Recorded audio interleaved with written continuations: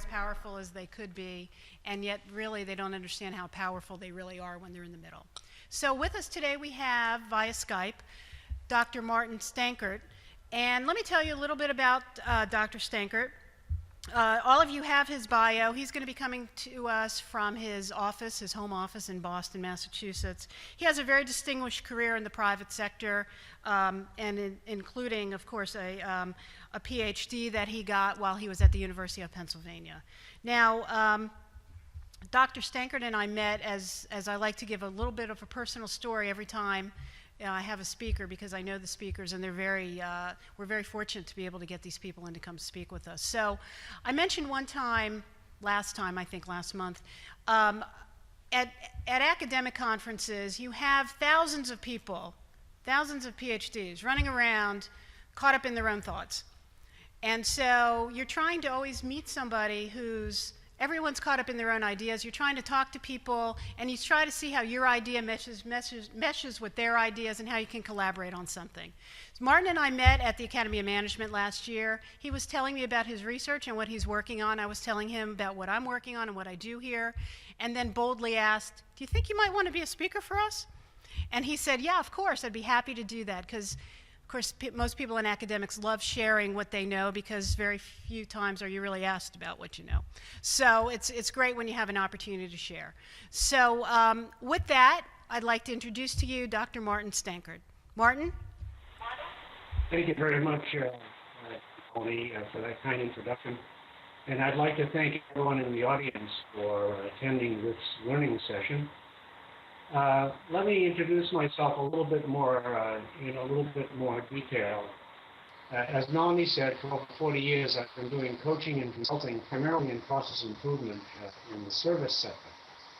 And for the last 9 years I've been teaching process improvement to mid-career managers in the master's program at Penn.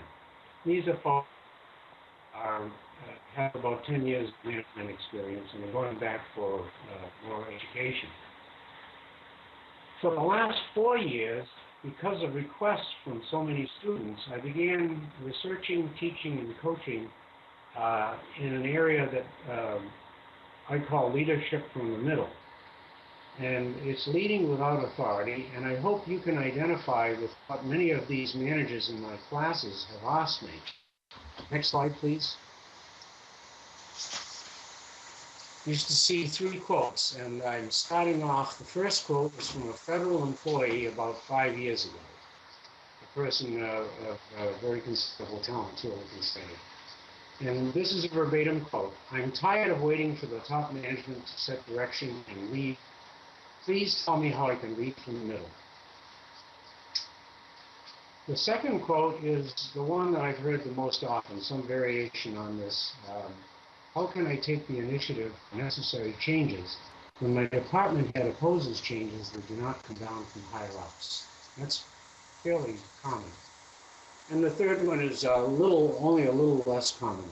How can I establish the legitimacy of changes I know we need to make when I'm not responsible for several areas that must be involved in those changes? Next slide, please. Now, before I get into the details, I'd like to define a few terms.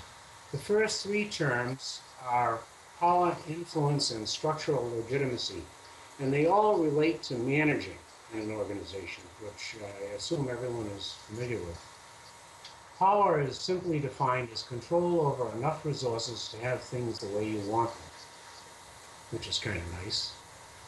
Influence is the ability to change the behavior of those who have power. And structural legitimacy is a very broad term. It has to do with a value judgment, a social determination by members of an organization that what you're doing, how you're behaving, is in some sense the right way to behave. It's desirable, it's proper, and appropriate by the culture of the organization. So legitimacy is very important, and structural legitimacy is simply the exercise of power by traditional authority. So it's the boss told me to do it kind of thing. It's management. Leadership from the middle, which I'll define after I cover several forms of legitimacy, is completely different. It relies on three kinds of additional legitimacy. It does not have structural legitimacy. That would be management. The first type is moral legitimacy, and that's a judgment that people make thing to do. The second type of legitimacy that's important in leading from the middle is moral legitimacy, and that is a judgment that cognitive legitimacy, I'm sorry, I got a little confused on my order here. That's logical and credible explanation of how what you're doing will make people better off. So it makes sense. That's what cognitive means. And pragmatic legitimacy is very simple. It works. It actually does make everyone better off. So leading from the middle of the organization is basically taking responsibility without authority for actions that make you the leader that you've been looking for in an uncertain, risky environment. So it's leading without power, and it involves using influence and doing things to create an opening for change by maintaining moral, cognitive, and pragmatic legitimacy. And I'll be illustrating all of these things with stories from practice as we go along. Next slide, please. You should see a table. It's a standard table. It's called an is not table. It's an old tool. It's been around since about the 40s. And it defines something by examples of what it is and is not. I'm not going to cover all of the entries in the table, but I'll cover the first two rows. And then I want to drop down to one particular item in the table. Leadership from the middle is for good people who care about the success of their whole organization enough to take some risks. It is not for those who only care about their self-interest and getting credit for what they do. It is an ethical way to develop new skills, especially leadership. So you get the idea, and Melanie has promised me to distribute copies of these slides, so you'll be able to read the rest of the table at your leisure. I'd like you to focus on the third, and I'm going to give you an example of this. This is really important. Leadership from the middle is starting by understanding why people feel the status quo is the right way to do things. But it is not blindly accepting hidden assumptions that are buried in their thinking and their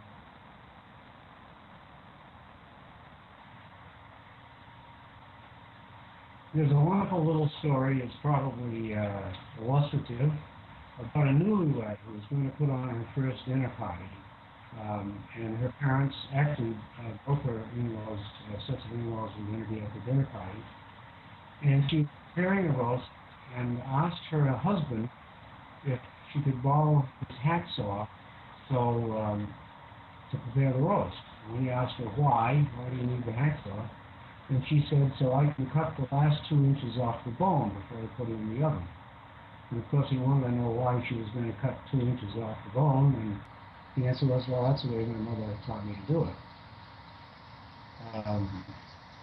And she said, no, I don't know why she taught me to do it that way, but she's coming tonight, I'll ask her.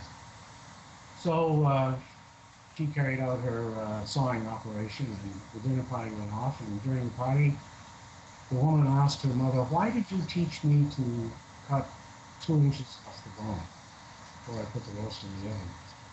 And her mother said, you know, my mother taught me that, and she never told me why. But I'll ask her and tell you what she says. And sure enough, the mother did that. Martin, Martin, yes. I'm sorry to interrupt you. We're just having a little bit of a sound issue here, so we're going to switch you to the phone. Okay? Let me know when I can speak, Melanie. Okay, you're good. You're good now, and we have your slides up. So everybody is looking at your slides. Are we on slide 4? Yes, I'm on slide 4. We're looking at the chart. We're looking at line 3, the us versus them. But I was in the middle of telling a story. Did you see the story? Yeah, you're telling you're telling the story. Yeah, I'm illustrating the meaning of the third row from the bottom. Okay, go ahead. Just continue. Okay, so the grandmother gave the following explanation. When she was a newlywed, she and her husband lived in a tiny apartment with a very small stove.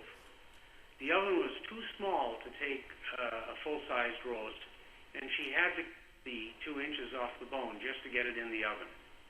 And she developed that habit, and she taught her daughter to do that, and the daughter taught her daughter. Now, the point of this story is there's always a reason why things are the way they are at a point in time. But as time passes, the original logic behind that flow is forgotten, and it becomes hidden assumptions. It basically becomes what people think of as the right way to do stuff. In order to get people even interested in change, the first thing you have to do is drill down to figure out where they are now and what are their basic assumptions. Then you can reframe status quo logic in a way that helps people make sense of change. In other words, the new logic could be something as simple as, we have a full-sized oven, the roast will fit in it. If it fits in it, there's no need to do the cutting. Next slide, please.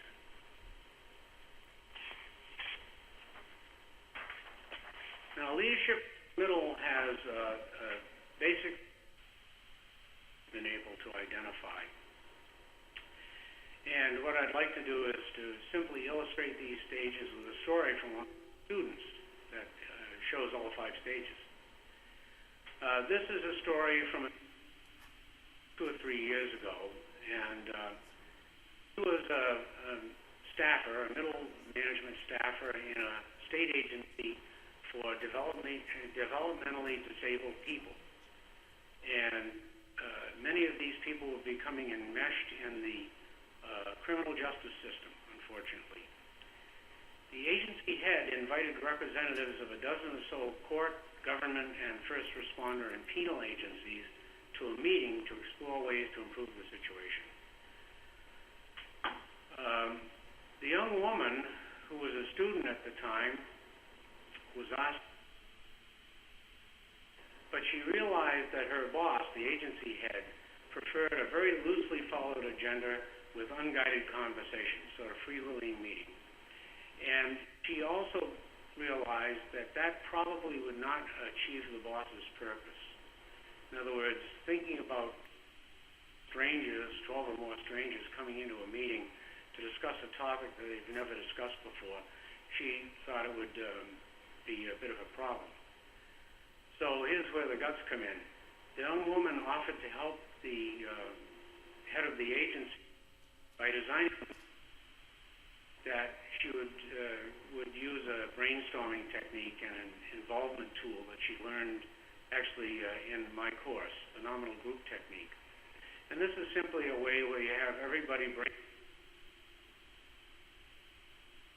you then pool all of those and develop a list of 15, 20, 30, whatever number of issues, and you give people a budget of votes so that they can indicate how important those issues are. They might cast 20 votes, for example, and they can distribute them in accordance with the importance of the issues, where the items, the highest number of votes, have the greatest support in the group.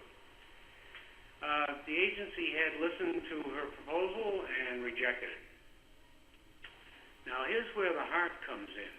It took guts to actually even propose a structured approach, but once it was rejected, she started to think about what the head of the agency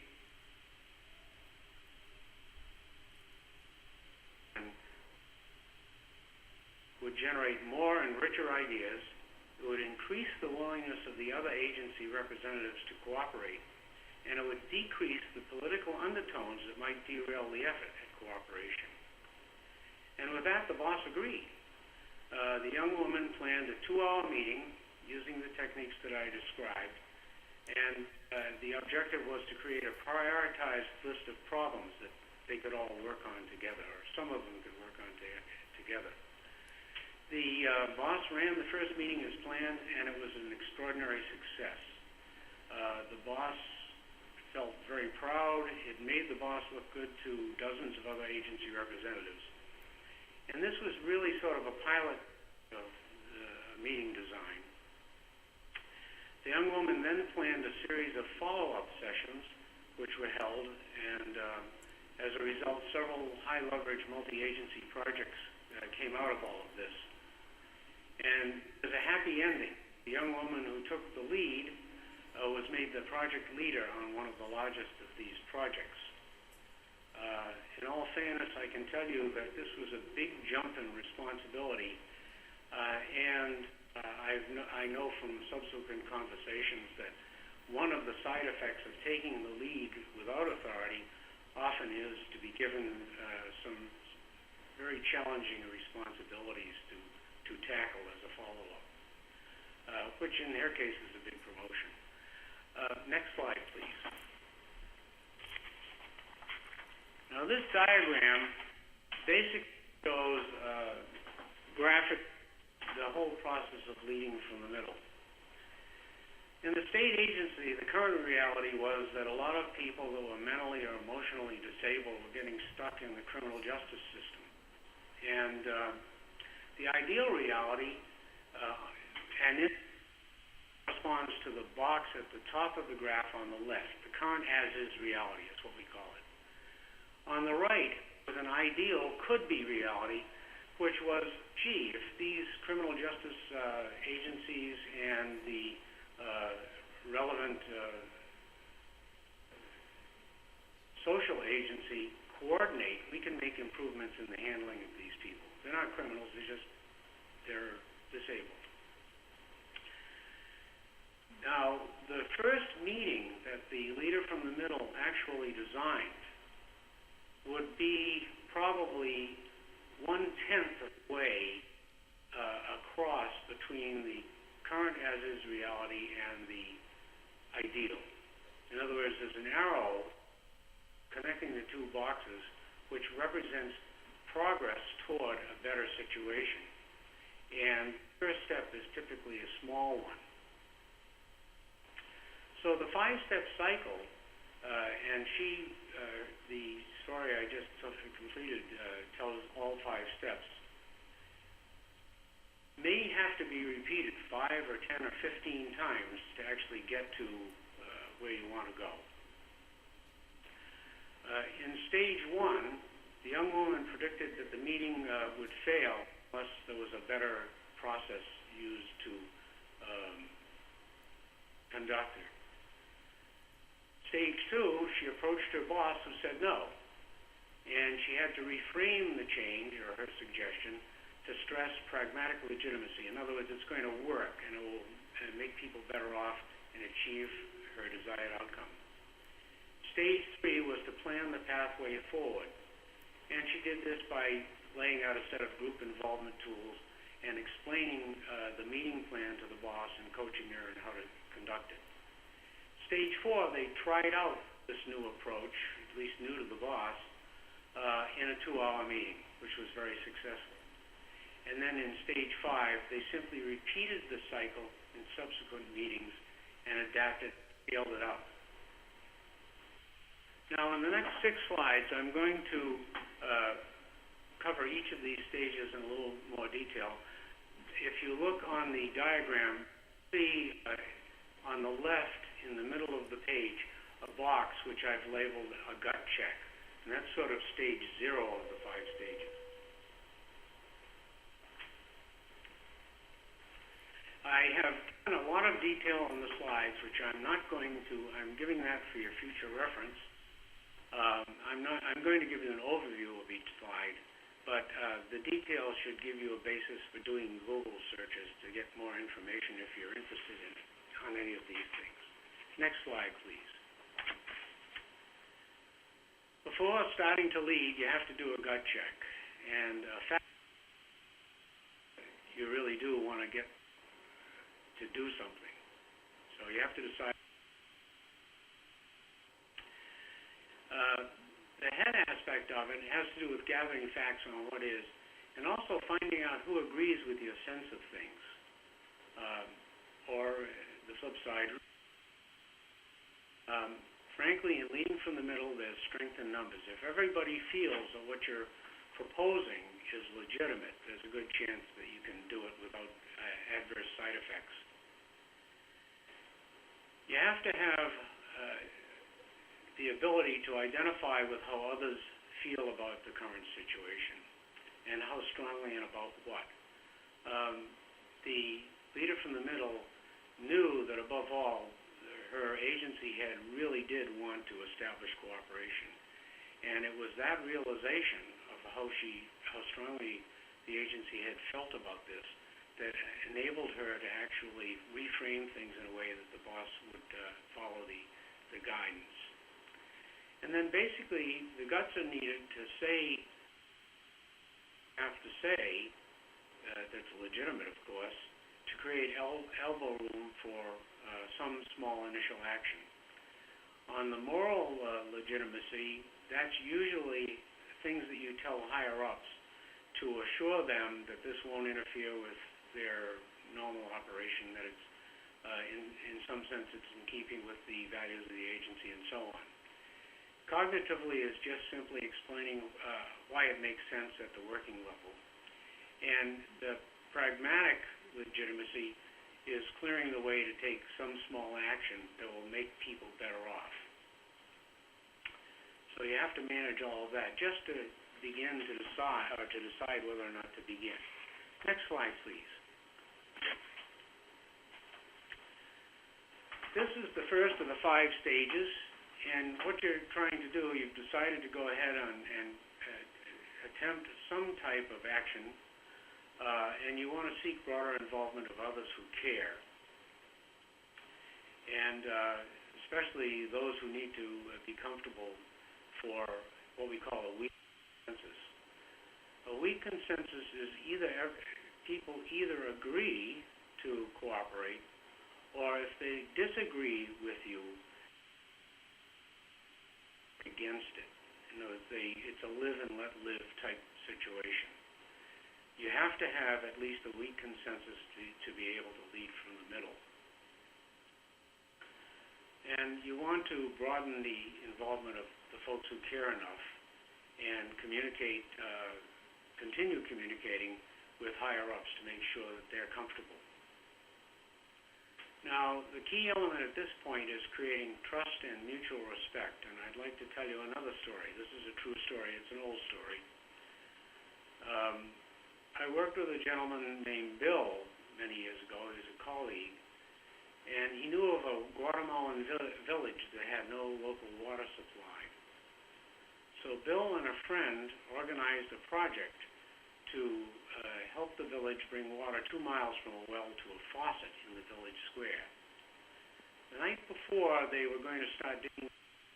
The whole village threw a fiesta. It was a potluck fiesta, and everyone came. There were about 300 people there. Now, Bill did not speak English, and the villagers Spanish. Bill spoke English, of course. He did not speak Spanish, and the villagers did not speak English. So Bill anticipated that the situation could be a little awkward. He took a creative approach. Bill was an amateur magician, and he was a good one. And he brought his magic tricks to Guatemala. After dinner, he put on a magic show, which was an enormous hit with the villagers. Now, that magic show created a heart-to-heart relationship between him and the villagers. It showed that he cared about how they felt, and he respected them, and the villagers, of course, realized that he really cared. It established a good, warm working relationship, which was very, very important. What he had done was anticipate the language barrier and take a creative approach to engaging people at the emotional level, and this is really critical in leading from the middle. it's not sufficiently enough to have a logical framing, addressing the head part of it. You have to actually have the heart part of it as well. And I think it took a lot of guts to go down as a young man to a village he'd never been to in Guatemala to do this. Next slide, please.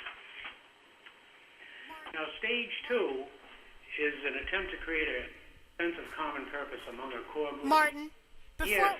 before we go to the next slide, I think one of the things, sometimes people are a little bit nervous about asking questions, but I think this is a point for a good question, is that I think one of the things that's really key here is that you really have to be brave when you're in the middle, right? Yeah. Bravery, and you can't be too risk averse, right? Because otherwise you're really not going to be able to lead from the middle. And as you're beginning to go through these different stages, where does that bravery come from? Because I see, now that I've asked that, I see some head shaking. I don't know why people didn't stand at the microphone, but I'm going to ask on their behalf. Where do you get that inner bravery and strength to be able to lead from the center? Well, not everybody can do it, Melanie. The people that tend to lead from the middle are people who like to always work with butterflies in their gut, that butterfly feeling. They enjoy a new challenge. They are, I'm not saying they're risk takers, but they're not afraid to push against the thing that they fear. I mean, just think about that woman in the state agency. She was a couple levels below the head of the agency and just in a staff position, and she actually found a way to interact with the head of the agency that made them both very much better off.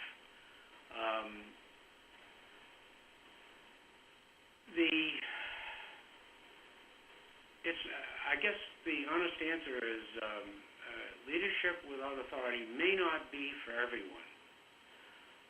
But as someone that can tolerate a little, now there's a second element to it.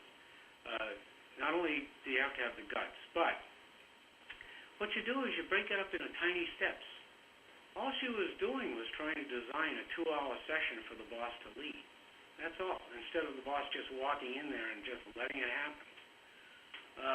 Which the staff I thought would be a disaster, and which I'm sure it would have, because these were not people that reported to her. These were people from independent agencies all over the place, all over the government, and there had to be some structure to make it productive. So I guess the thing you do is you break down the challenge into small steps that don't give you such a queasy feeling that you do have the courage to try it. I mean, the gut check, all you do is you go around and ask people, tell me what you think about such and such, and how do you feel about that sort of thing. So you ease into it. That's about all I can say, Melanie. Now, if you do that, we get to stage 2 where there's a small group of people that might develop a sense of purpose, some sort of a shared or a common purpose.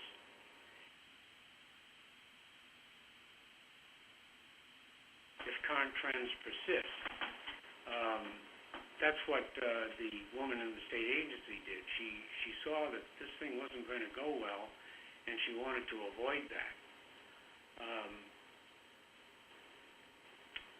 Another way to enlist support and build confidence in a purpose is to identify examples of people who are feeling pain and counterexamples of actions that other people have taken that have succeeded, and I call those bright spots. And they prove that something is possible, some change is possible.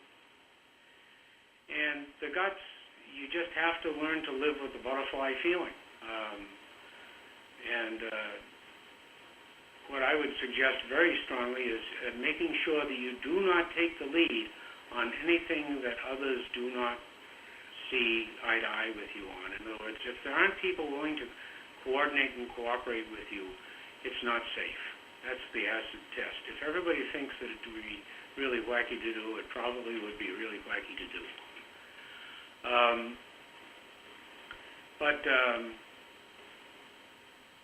That's a good question.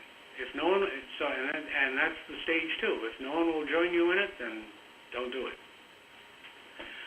Next slide, please. actually, I've already talked about this. The pathway forward, if you remember the diagram, that's that long arrow that goes between the current as-is situation and the ideal better direction. And what you have to do is you have to break every single difficult task into small, easy steps.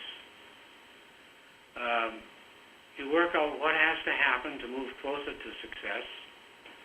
You break them down. I usually have people that are doing this rate every task on a scale from 1 to 10, where 1 is there's no chance of failure, and 10 is this could be a failure 9 out of 10 times or something like that.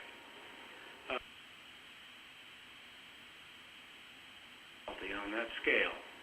And I have them brainstorm smaller, easier steps that accomplish that particular task. The next thing to do in order to engage people in taking some action is to let them do the things that really put us, that they just love to do anyway. And this is a good opportunity for them to exercise some of the things that they really love to do. And the third thing is to use that butterfly feeling. Anything that gives you a case of heartburn, you break it down. Try to break it down. If you can't break it down, then find a way to hedge it. Find some way to have a plan B that will bring you out without too much damage. Next slide, please.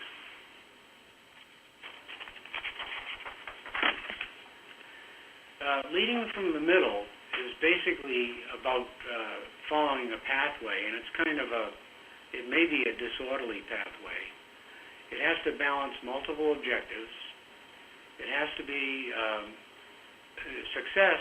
The criterion of success is not that you get to a destination necessarily, but success is step-by-step progress in a direction of improvement. And you know you're really there if important measurements start to move in the right direction. Finally, you try to involve stakeholder groups in clearing obstacles. And you have to constantly listen to stakeholders, especially the ones that don't approach you with complaints or issues. You always have to talk to the people you haven't heard from lately to find out how you're doing. Remember this, which it's not a popularity contest, but it is people making judgments about what you're doing. Martin, we have a question from the audience, okay? So hang on. In order to manage from the middle, a lot of times it requires gaining the trust of the people that you need to work with or to have you work with them. How would you say is the best way to establish that trust, since you really don't have too much else to work with, since it's more of we're managing from the same level as opposed to I'm telling you or I have your authority to have you do what's needed to be done. So in brief, how do you establish the trust needed to work across organizations? Okay, that is a very powerful question. The first element in establishing trust is to be trustworthy. So never ever say that you will do something that you do not plan to do. If you say you're going to do something, do it. Now if it fails, you immediately have to go to the people you promised something to and basically apologize and explain why it failed. The second element in creating trust is beautifully illustrated by what Bill did with the magic show. Trust involves oftentimes making what are called emotional payments. Now, an emotional payment is something that you do solely and strictly to make another person feel good. It's as simple as that.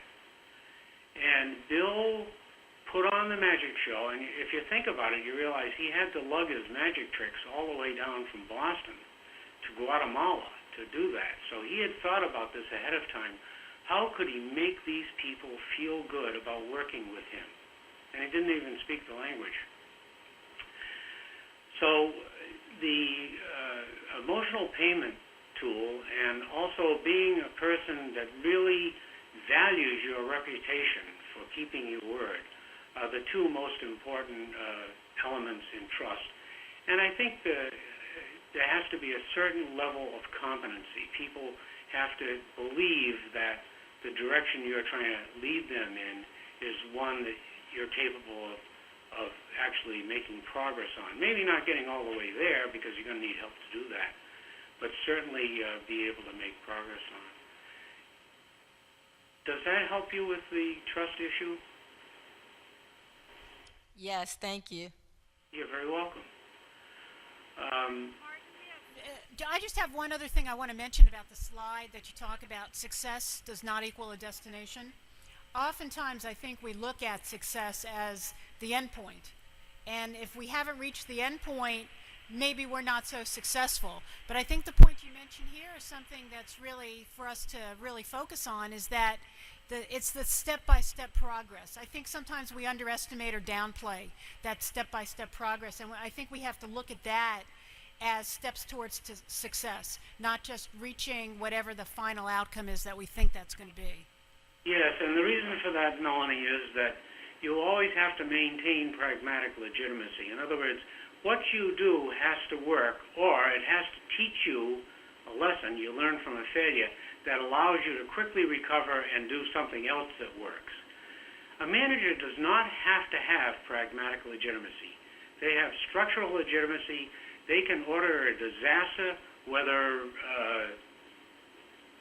it makes sense or not, whether it's risky or not. I mean, just think about what's going on in the IRS right now with the harassment of the Tea Party people. Someone in a position of power must have done that, because it certainly didn't have much pragmatic, moral, or even cognitive legitimacy. So leading from the middle, you always have to worry about, how can I do something small that moves us toward a better direction? Because you don't really have the authority to make a really big mistake that hurts people. So it's almost a little, you're right, it's very important when you're acting without authority. And it's important always to maintain moral legitimacy by explaining to the higher-ups what it is that the situation is and what it is that's going on, so that they don't, so that people who are resisting what you're trying to do or have fallen out of the consensus, the weak consensus, are able to damage you in any way.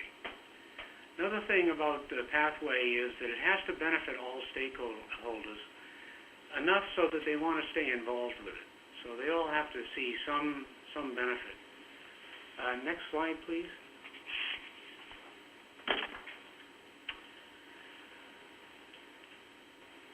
Once you have a pathway worked out, even if it's only for the next week or two, you have to negotiate who is willing and able to take responsibility for doing what. And this really revolves around who has what tool skills. You have to work out how to get stuff done and done well, and you need to expand good feelings by having a success. So that's part of this business of managing the risk too. It's always riskiest before you have a success. Once you start to actually have people saying, yes, we did that and it made us better off, and it's working, it's easier than we thought it would be, all of a sudden a lot of the butterfly feelings go away and a lot of the criticism or opposition goes away as well. I'd like to tell you a story here because I think this also goes back to the original question about how do you handle the fear factor? How do you handle the guts issue? Half of the guts issue is just knowing a tool that allows you to turn a situation into an opportunity. A client of mine, this is about probably 15 years ago, the CEO of a large company in New England selected a fellow named John, who I worked with, to represent the firm at the Governor's Business Leadership Council. the governor of that state invited a fast-track executive from everyone, or he invited the CEOs to select an up-and-coming executive to attend this leadership council. Being chosen to participate was a big honor, and it was also a great networking opportunity. The day John went, there were several dozen executives from the state's largest employers at this summit. And they sat in table groups. There were, I think there were on the order of about 30 or 40 people there. And the governor presented a list of issues that he wanted business input on. And he asked each of the table groups to discuss all the issues and prepare a briefing that summarized their thoughts. So the executives at John's table started talking, and after a half an hour, John realized the table's discussion was going nowhere. And that's he's projecting what's going to happen if we don't make a change, the base case projection. So he told his table that the company he worked for used problem-solving tools and improvement tools for meetings like this, and he offered to help the group use problem-solving tools to have a good discussion and put together a sound presentation. And the folks at John's table agreed, and they agreed to let him take the lead. Now, I'm sure that if he hadn't done well, that would have ended very abruptly. But the first thing he did was he used a tool called multi-voting to get the table to agree on the most important of the governor's issues and the next most important, and so on. And then he used several other tools, brainstorming, affinity grouping, and multi-voting again. And they ground through the entire list of issues, had a thorough discussion on each one of them. And when the time came for presentations, John's table was the only one that had a prepared briefing to the governor on all the issues. And the point here, and this goes back to that fear factor. Leadership without authority happens when opportunity meets preparation. If John had not been through all kinds of process improvement team meetings and reorganization meetings and other meetings in which all of these tools were used, he wouldn't have recognized the opportunity that this group had. And the thing that really amazes me, and I feel very badly about this because most of these people probably came out of business schools,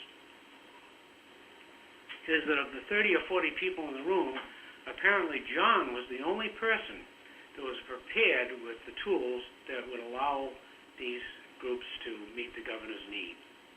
And I imagine that the rest of the table teams did not tremendously impress the governor with the results of their deliberations. Next slide, please.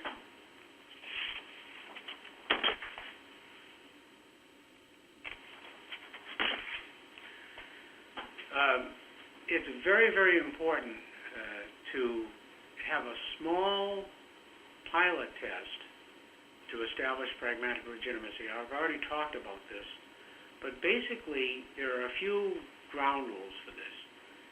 The test really should test new elements and basically to learn whether or not it could work. It might even be a simulation. You design the test so that it will fail fast. If it's not going to work, you find out very quickly, and you tell everybody that up front. This is another aspect of building trust. Everything we do that's new is likely to fail, and consequently, it's a learning opportunity. Now, once you get the pilot tuned up enough to work, the results begin to establish pragmatic legitimacy, and you can begin to build support among powerful and influential people for ongoing refinement and deployment. If the pilot doesn't work, you do what's called a drill down, and if you I don't know whether you're familiar with it. It's a common term throughout the world of process improvement. There's a rule called the 5 whys. It's just a loose rule. And it says basically that if you want to know the reason why something happens, you can find it out by asking a sequence of why questions, up to 5 of them. It doesn't have to be 5. If you think about the sawing the end of the bone of that roast off, there were 3 why questions. The first one was, actually it might have been 4. Why do you need the hacksaw? Why do you saw the 2 inches off? Why do you saw the 2 inches off? And then the last one, why do you saw the 2 inches off? Well, it's because the roast didn't fit into the oven 50 years ago. So the 5 whys is an extremely important test or approach to learning from any small failure. And once you get a small success, you begin scaling it up. Next slide.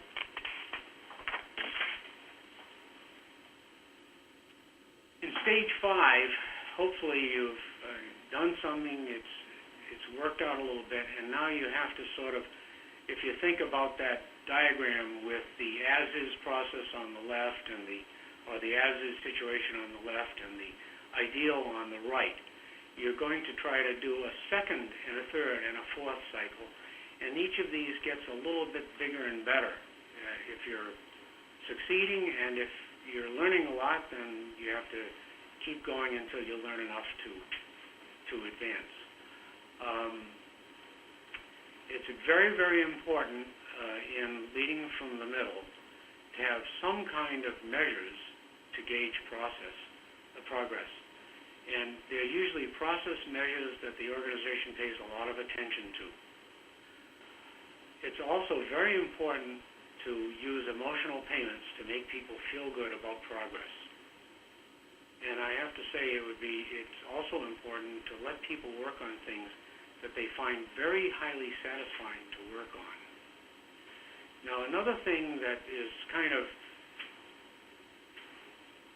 a little counterintuitive and probably will generate butterfly feelings on its own is every time you start to do something, you're trying to make a little change as a pilot test, it's going to surface issues and weaknesses.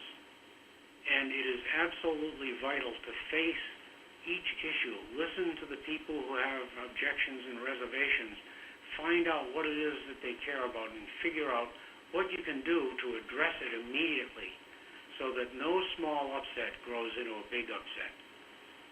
And all you have to do is take the IRS. There were examples of congressional complaints going back a couple of years. If people had simply dealt with a small upset while it was small, they could have prevented a major fiasco that's already cost the head of the agency his job. Next slide, please. Before we go to the next slide, I think one of the things that you mentioned is this idea of failure, right? And how important failure is. So Yes. you have to be in an environment, though, that appreciates that everything doesn't always go right. And so sometimes not everybody is in that sort of environment. So I guess my question to you is, if you're not in that kind of environment, is there a way to help create that in your own organization, even if it's in your own small little unit? Is there a way to actually do that? Yes, I face that all the time. Basically, there are two fundamental environments in an organization, or two framings of things in an organization. The organization that you characterize, Melanie, is what we call using a blame frame. In other words, if something doesn't go properly, the first question is, who did it? Who's at fault? Who to blame? The second framing is called a learn frame. What happened? Why did it happen? Why did it happen? Not who, why? Why did we cut the bone? Why do we cut the bone? Why do we still cut the bone?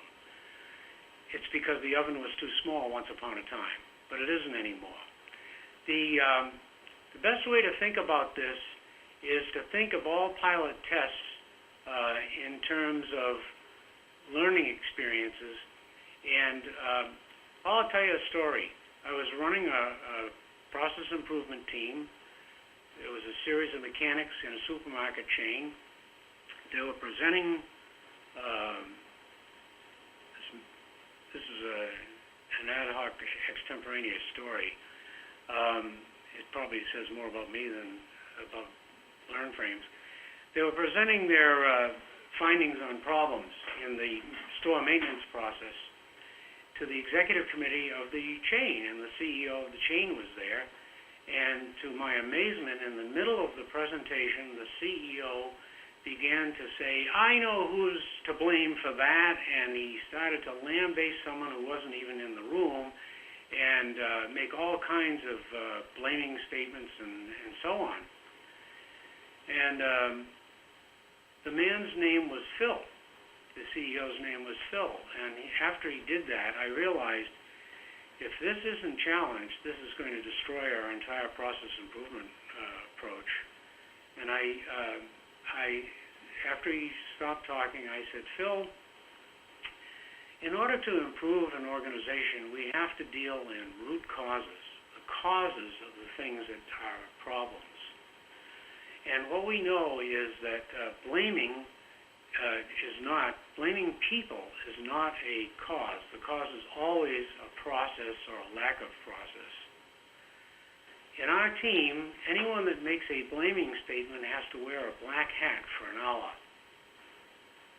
If you like, I have some black hats out in my car. If you like, I'll get one for you to wear. That's a blaming statement. We only deal in root causes. Now, Melanie and folks, I thought that would be my last day working for them. But, you know, I worked for them for a couple of years beyond that, and we made tremendous improvements in all aspects of that chain's operation because the CEO knew it was right. You can't get anywhere by blaming people. You can only get somewhere by drilling down with the 5 whys to understand why it went wrong and fixing it. So it's adopting a learn frame culture instead of a blaming frame culture. And people who do blaming should be ridiculed. That is how America fell behind the Japanese. Japanese have a culture where you do not blame anyone, you seek the root cause. In fact, the 5 whys came from Toyota. Let me just ask to move on to, actually, that basically in closing, I'd like to wrap up.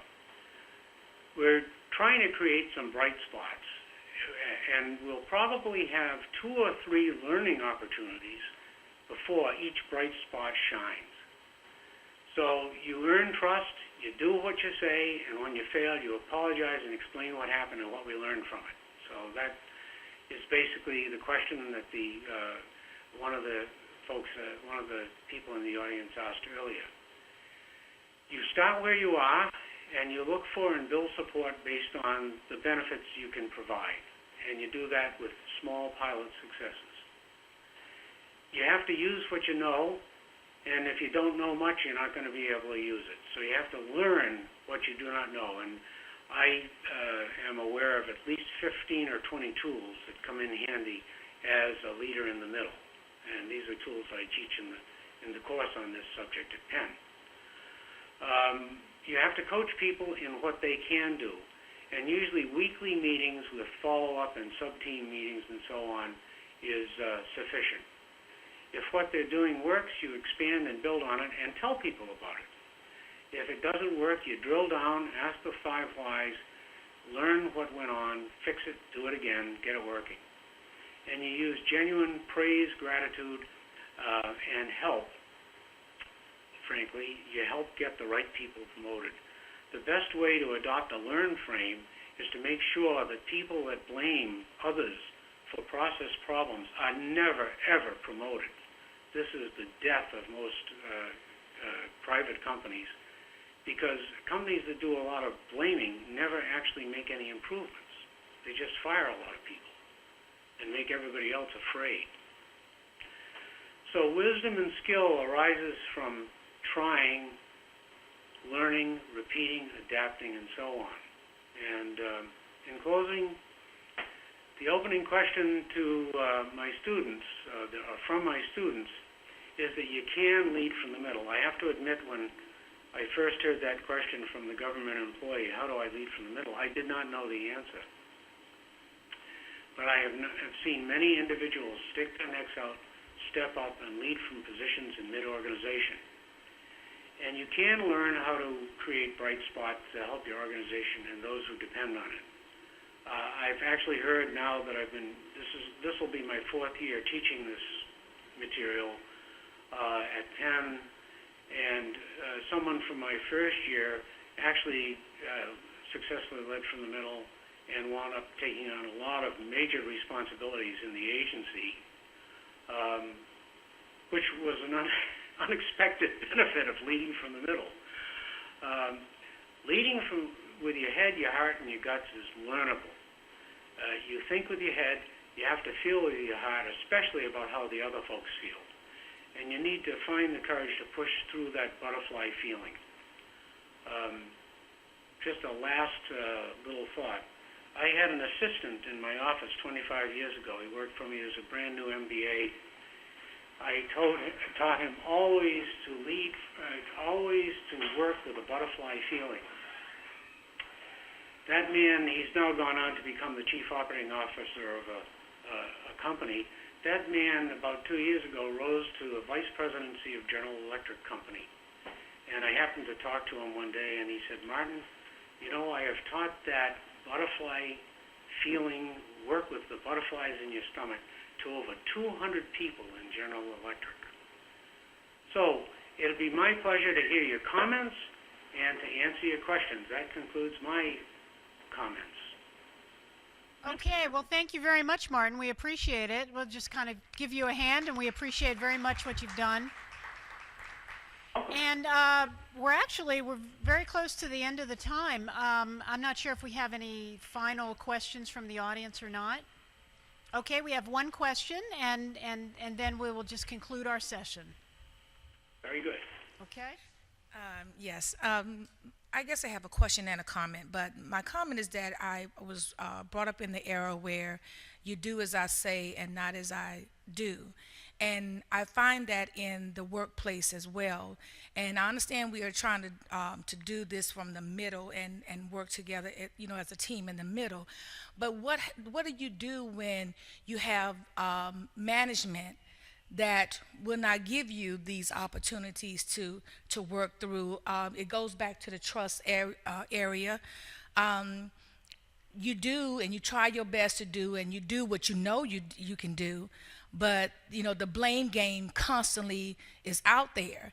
And even though you accept the blame and say, okay, well, I screwed up and I need to fix that, but that level of blame is still hovering like a cloud over your head. So how do you move in an area that you're sitting in like that? I mean, other than to move out and go somewhere else, but I mean, what do you do? Because that blame game is there, and even if you bring that to their attention, it's still not their fault, it's your fault. That's a common problem. It's especially a problem in private organizations where people are powerful and they don't understand the difference between blaming and understanding cause. What I've observed over the years, and I found out after I understood leading from the middle, I've been doing it pretty much through coaching my entire career.